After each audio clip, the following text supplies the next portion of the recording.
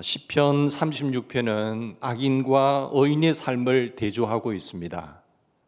여러분, 그 내용을 묵상해 보시면 어떤 말씀과 또 유사하다고 생각되세요?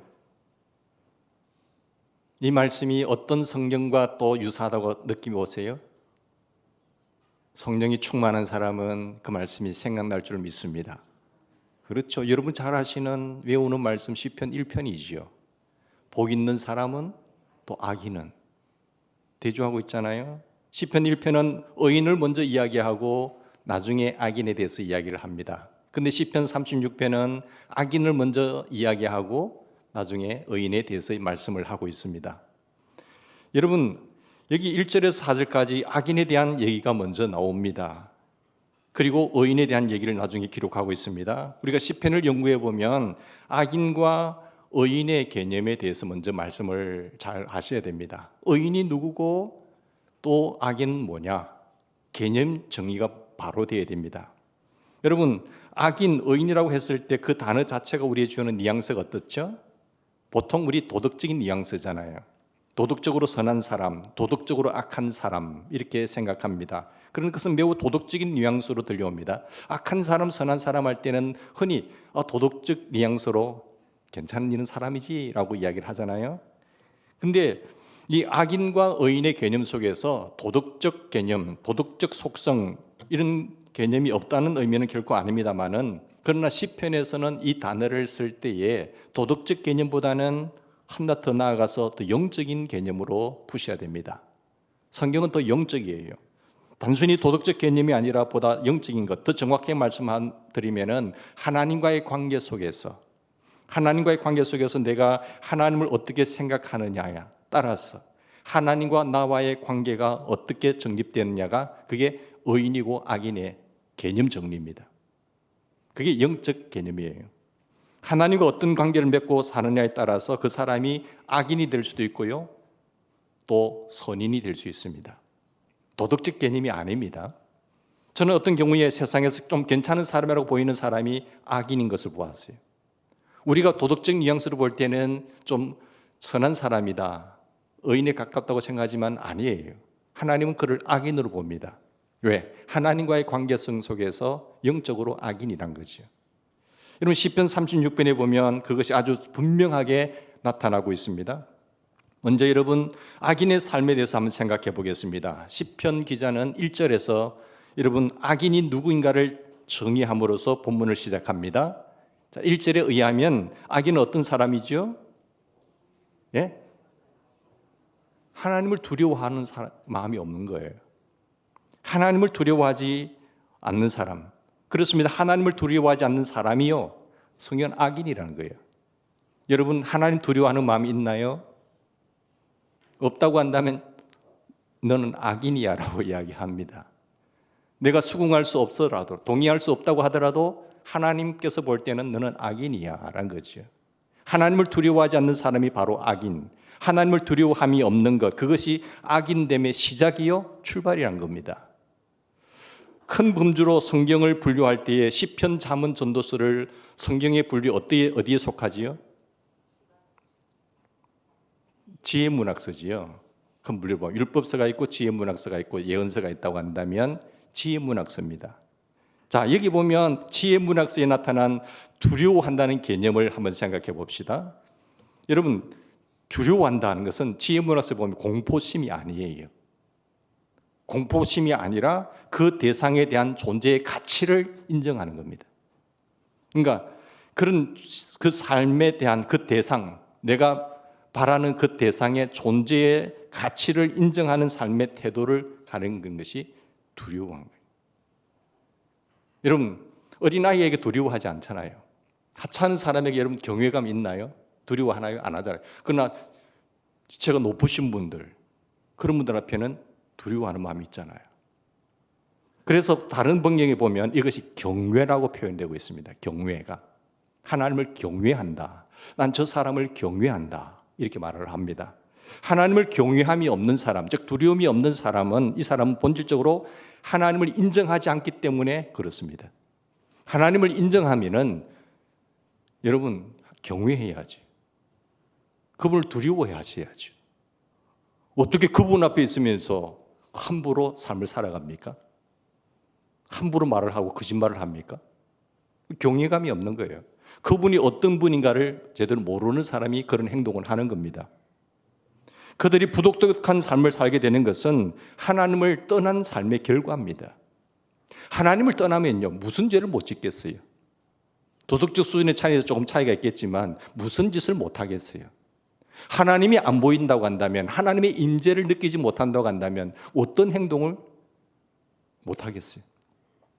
여러분, 더 큰 뿌리, 존재의 밑바탕의 가장 근원적인 문제는 하나님을 인정함이 없는 겁니다. 그의 삶 속에는 하나님이 전혀 고려되지 않아요. 하나님이 전혀 나와는 상관이 없어요. 하나님이 계산되지 않는 삶, 하나님이 없는 것처럼 인생을 살아가고 있는 삶, 이것이 악인입니다. 이게 악인의 삶이에요. 그게 악인의 삶의 출발이다라고 성경은 말씀하고 있습니다. 어마어마한 말씀 아닌가요? 1절부터 4절까지 보시면 이런 악인의 삶이 어떻게 발전하고 있는가를 잘 보십시다. 자, 첫 번째, 악인은 자랑하는 삶을 산다고 말하고 있습니다. 하나님을 거부하면, 하나님을 경외하지 않는다고 한다면, 하나님을 두려워하지 않으면 필연적으로 이 사람의 삶 속에 처음으로 나타나는 현상이 뭐예요? 자기 자랑이에요. 자기를 아첨하는 거예요. 하나님을 추방해버리면, 내 삶의 영역에서 하나님을 배제해버리고 하나님을 추방해버리면 이 사람을 지배하고 있는 삶의 중심 개념이 뭐겠습니까? 누가 이 사람을 다스리겠어요? 자기가 다스린 거예요. 왜? 자기 중심의 패턴으로 삶이 돌아가는 거죠. 하나님 중심, 예수 그리스도의 중심이 축이 아니라 자기가 자기를 다스려요. 그러니까 다시 말하면 자기가 하나님이 되는 건 아니겠습니까? 그러니까 우리말로 표현한다고 한다면 자랑으로 번역되어 있는데, 히브리 성경을 영어로 또 번역할 때 보면 대부분에 보면 자기에게 아첨하다라고 번역하고 있습니다. 하나님을 떠나면요, 사람들은 자기에게 아첨합니다. 뭐 대단한 것도 아닌데 보면 자기예요. 오늘날 하나님을 떠난 세속적인 과학과 특별히 하나님을 떠난 세속적 심리학의 특성이 하나님 없는 자긍심을 부채질하고 있잖아요. 심리학 책의 거의 80%가 자기입니다. 자기를 존재감을 드러내고 당신이 중요한 거야, 그래서 실망하지 마세요 라고 이야기를 하죠. 자존감에 대해서 집중하고 있습니다. 물론 하나님 안에서의 자존감은 소중하다고 생각합니다. 하나님이 나를 창조하셨고 하나님 나를 세워주셨기 때문에 그런 좋은 자존감을 갖고 계셔야 되죠.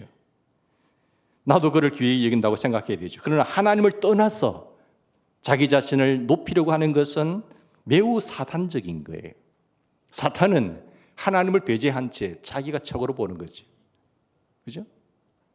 천사라도 하나님처럼 되려고 하다가 쫓겨나서 사탄이 됐잖아요. 사탄의 본질은 하나님을 추방시켜버리고 자기 자신을 삶의 중심에 모시는 겁니다. 그건 교묘하게 마귀적인 것이죠. 그건 사람들이 속고 있다니까요. 속고 있는지도 모를 때가 있어요.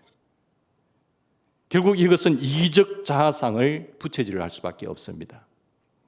오늘 우리 사회를 굉장히 어둡게 만들고 있는 것은 이런 잘못된 이기적 자아상의 모습이 얼마나 세상에 판치고 있습니까? 서슴없이 죽여버려요. 거짓말치고 사기쳐요. 자기 중심이죠. 자기만 위하고 하나님을 두려워하지 않으면서 근본 가치를, 하나님 예수 그리스도의 살아계신 하나님의 다스리심을 거부하는 인생, 우리 사회의 비극 중에 하나 아니겠습니까? 하나님이 그 삶 속에 있다고 한다면 어떻게 그런 일이 일어날 수가 있겠어요? 상상도 못할 일 아니겠어요? 근데 하나님이 없고 그 빈 공간 안에 자아가 충만한 삶 속에는 그 중심으로 생각하고 행동하고 판단하기 때문에 스스럼없이 죄악의 길을 걸어가는 겁니다. 세속적 인본주의 철학의 중심이 뭡니까? 세속적 인본주의 철학은 한마디로 자기 자신을 삶의 중심에 놓는 것이 세속적 인본주의입니다. 그 하나님 신본주의의 신앙, 하나님을 인정하는 삶 속에는 도저히 상상할 수도 없는 일을 벌이고 있다니까요. 인간이 만물의 척도다. 내가 나의 영혼의 선장이야. 내 인생 내가 꿈꾸고 내가 마음대로 하는 거야. 운명의 주인은 나 자신이야. 운명의 주인이 어떻게 나 자신이 될 수 있어요? 인간의 만물의 척도가 될 수가 있어요? 아니에요. 하나님이세요. 하나님이 만물의 주인이시고 하나님이 만물의 척도이시고 하나님이 운명의 주인이십니다. 믿거나 말거나. 그죠? 하나님 그분만이 내 영혼의 선장이십니다. 하나님 그분만이 만물의 척도이세요. 내가 아닙니다. 인간이 아닙니다. 이것은 타락한 인본주의의 모습인 것입니다. 스스럼없이 드러내는 거죠. 너는 아니구나. 너는 속에 있을 때는 몰랐는데 행동을 보니까 너 아니구나. 영분별이 확실하게 되지 않습니까? 내 삶 속에서 하나님을 제거하면, 하나님을 떠나게 되면 틀림없이 그 사람의 삶의 스타일은 자기를 자랑하는 거예요. 자기를 아첨하는 거죠. 자아 중심의 삶이 될 수밖에 없습니다. 속지 마십시오.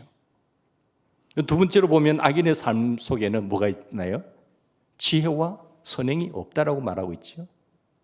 여러분 3절 보실까요? 시편 기자는 지혜와 선행의 개념을 같이 묶었습니다. 그런데 이유가 있어요. 왜 같이 묶고 있습니까? 먼저 지혜를 이야기합니다.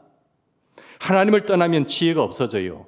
하나님을 두려워하지 않거나 그렇게 되면 지혜가 없어집니다. 잠언의 첫 번장에서 가장 세상에서 지혜롭다고 하고 이보다 더 나은 지혜가 없다고 한 솔로몬에게 준 지혜의 잠언서에 보면 1장에 뭐라고 이야기합니까? 여호와를 경외함이 지혜의 근본이라고 이야기하잖아요. 그런데 하나님이 없어요. 지혜가 있을까요? 없어요. 무지하고 미련한 삶을 살 수밖에 없다는 것을 우리가 여기서 보게 됩니다. 여호와를 경외함이 지혜의 시작인데 하나님이 만물을 창조하신 주인이고 모든 가치의 근원이시라고 한다면 하나님을 경외할 때에 지혜 있는 삶이 시작되는 거죠. 하나님이 없는 삶은 어떻게 거기에 지혜가 있을 수가 있겠어요? 그런데 하나님을 떠나게 되면요, 지혜가 없어지는 겁니다.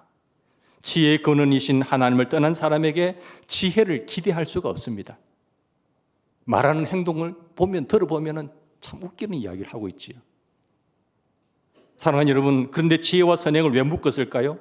선행은 한마디로 하나님을 기쁘시게 하는 행동이잖아요. 하나님을 기쁘시게 하고 영화롭게 하는 행동인데 그 행동이 나오려면 뭐가 있어야 될까요? 지혜가 있어야 되죠. 그래서 지혜와 선행을 묶는 겁니다. 그 지혜가 없는데 그 기쁘시게 하는 것을 모르는데 어떻게 행동이 나올 수 있을까요? 전혀 없거든요. 하나님을 떠나게 되면, 하나님을 거절하게 되면, 그리고 내 삶 속에서 하나님을 제외시키면 내 삶은 지혜를 떠나고 선행을 떠납니다. 세 번째, 자, 하나님을 떠나간 삶은 어떻게 될까요? 악인의 삶은 어떻게 되죠? 필연적으로 악을 계획하는 삶 속에 빠집니다. 여러분 4절 보시면 악인은 드러누워서 죄질 일만 생각하고 있어요. 꿈속에서도 침상에 누워서도 죄질 생각만 하고 있다는 것이죠.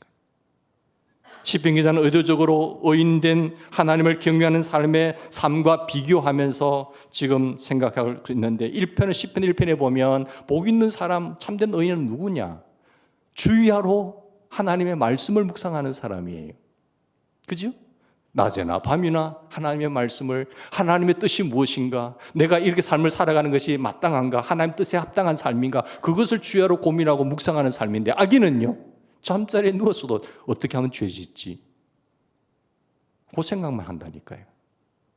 내 삶이 어떻게 하나님의 뜻대로 살 것인가가 아니라 밤중에도 침상에도 죄질 생각이죠. 죄악을 살게 사는 이 비극. 시편 63편에 보면 이런 말씀이 있습니다. 말씀을 묵상하고 암송하다가 잠을 든다고 했어요. 하나님의 말씀을 묵상하고 암송하다가 잠을 자리에 들고 꿈에서도 주님 만나고 깨어나서도 하나님의 말씀을 묵상하고 하나님의 말씀을 가까이 하는 그분이 하나님이니까. 그런데 밥 3끼는 꼭 챙겨 먹으면서 하나님의 말씀을 한 구절도 안 읽어요. 왜 원료가 암송할래 생각도 안 해요. 영이 피폐해가는 거예요. 악인의 삶의 길을 걸어가고 있는 거예요. 교회 발걸음은 교회에 있는데 내 삶은 너는 악인이다. 이렇게 말하면 어떻게 될까요? 여러분, 내 삶을 주관하시는 거룩하신 하나님과 그 말씀이 나를 지배하고 살아가고 있으신가요? 그걸 마귀가 두려워하는 거지요. 껍데기 뿐인 인생은 마귀가 우습게 이기는 겁니다. 사랑하는 여러분, 네 번째로 하나님을 떠난 사람은 어떻게 정리를 합니까? 결국 악인의 삶의 스타일을 형성해 버려요. 굳어져 버리죠. 그래서 자기를 자랑하고 자긍하고 지혜와 선행이 떠나고요. 그리고 악을 계획하는 사람, 결국 악한 삶 속에 주저앉아 버립니다. 악한 삶을 꾀하고 그걸 계획하며 살아가는 것이 삶의 스타일이에요. 그런데 본래부터 그랬다니까요. 그의 삶은 악한 삶으로 굳어져 버렸습니다. 12절에 경고가 나와요. 자, 어떻게 됩니까? 엎드러지고 다시 일어날 수 없으리라 했어요. 근데 중요한 것은 이런 악한 삶을 떠나셔야 됩니다. 악한 삶을 떠나서 어떻게 의인의 삶을 살아갈 수 있을까? 그게 우리의 관건이잖아요. 도덕적인 결단만으로는 안 됩니다. 복음으로 가능하신 거예요. 여러분 작심 삼일 가나요? 하나님 이렇게 해보겠습니다. 눈물 질질 흘리고 이렇게 하다가 하나님 이렇게 해볼게요. 결심합니다. 사흘 지나갑니까? 보면 딱 원위치 돼 있고요. 일주일 단가요. 내가 보다 나은 인간이 되겠다는 결심만 가지고 되는 게 아닙니다. 어떻게 해야 되죠? 하나님께로 돌아가셔야 돼요. 하나님 품 안으로 들어가셔야 돼요. 예수 그리스도를 나의 중심에 모셔야 됩니다. 나는 죽어야 되죠. 내가 그리스도와 함께 십자가에 못 박혀야 됩니다. 그분과의 관계 안에서만이 하나님이 기뻐하시는 삶을 살 수가 있다는 줄 믿으시기 바랍니다. 그래서 5절에 보면 시편 기자는 의인이 마땅히 바라보고 살아야 할 주님, 그 주님이 어떤 분인가를 먼저 묵상하는 거예요. 내가 바라보고 그분이 어떤 분인가를 묵상하는 가운데 힘을 얻거든요. 자, 우리가 늘 바라보고 묵상하고 살아야 할 주님이 어떤 분이시죠? 주님의 속성입니다. 먼저 묵상해 보세요. 그렇죠. 5절과 6절에 보면 주님의 어떤 속성이 드러납니까? 주의 인자하심과 성실하심과 그 의로우심, 그리고 심판하시는 주님, 여러 가지 주님의 속성을 여기서 볼 수가 있죠. 그래서 8절 이하에 나타난 의인의 삶을 한번 보십시오. 참으로 의인의 삶을 살려면은 이런 주님을 묵상하는 가운데 우리 하나님은 이런 분이구나 라고 절실하게 믿으셔야 됩니다. 그럴 때 의인의 삶은 8절 이하에 나타난 이런 악인의 삶과 비교해 볼 때에 어떤 삶일까요? 인자하고 신실하시고 성실하신 그 의로우신 주님, 그리고 깊은 진리를 가지고 우리를 심판하시는 그 하나님을 바라보고 사는 그 사람들의 삶은 어떤 삶인가를 보여주는 거예요. 의인의 삶의 모습이 어떤 모습이지요? 8절과 9절을 보면 인상적인 세 단어가 나옵니다. 살찐 것. 요즘 뭐 뚱뚱한 거 우리 싫어하지만, 근데 살찐 것, 풍성한 것. 또 뭐예요? 복락. 쉽게 말하면 기쁨이죠. 이런 단어가 나오지 않습니까? 악인의 삶은 어떤 삶일까요? 피폐한 삶이에요. 결국은 망하는 삶이에요.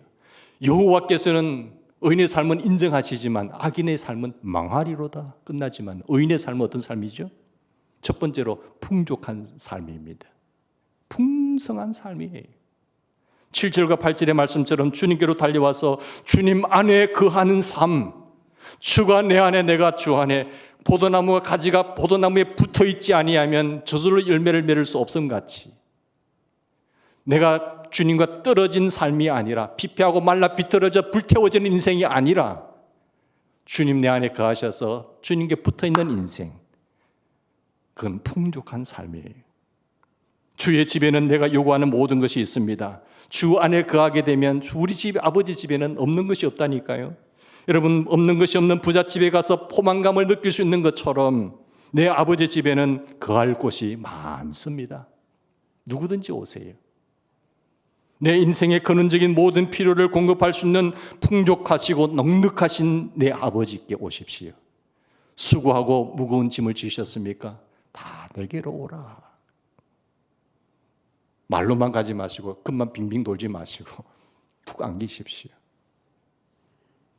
넉넉하신 품, 그 품 안에는 부족함이 없습니다. 여러분 믿으세요? 예.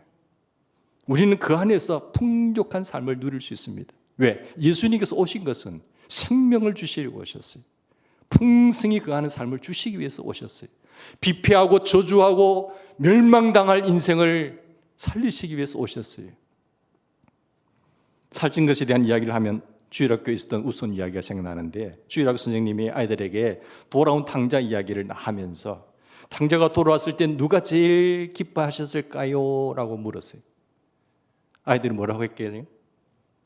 대답했습니다. 아버지요. 맞죠. 정답. 또 질문했어요. 그러면 탕자가 돌아왔을 때 누가 제일 싫어했을까요? 한 꼬마가 살찐 송아지요. 예? 선생님은 첫째 아들이라고 대답을 했는데, 시기와 질투가는 첫째 아들이라고 했지만 살찐 송아지라는 거죠. 근데 살찐 것, 이 느껴진 이미지가 뭡니까? 풍요의 느낌이잖아요. 풍요의 느낌, 풍성한 삶, 풍족한 삶. 그래서 요한복음 10장에도 마찬가지예요. 풍성한 삶을 향해, 내가 온 것은 양으로 생명을 얻게 하고 풍성한 삶을 주기 위해서 온 거야.